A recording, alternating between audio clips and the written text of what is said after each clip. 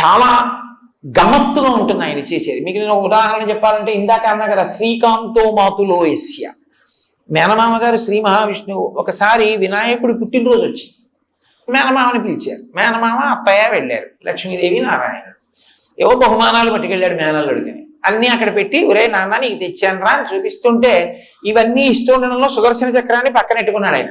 ఆ పిల్లాడికి ఈ చక్రం నచ్చింది, ఉడుక్కుని నోట్లో పడేసుకున్నాడు. ఏముందంటే ఆ తొండంతో తీసి ఇలా పెట్టి మింగేశాడు. అయ్యి బాబాయ్ నా చక్రం ఏదన్నాడు, మింగేశాను మాయ అన్నాడు.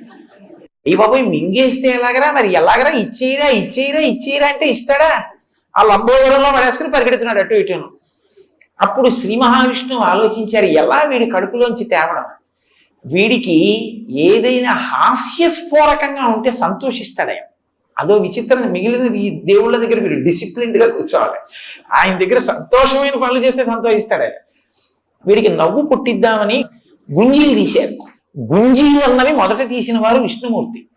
తీస్తే వినాయకుడు చూసి, మామయ్య మామయ్య అదేమిటి ఇలా పట్టుకుని అలా ఊగుతున్నామని పెద్ద నవ్వు నవ్వాడు.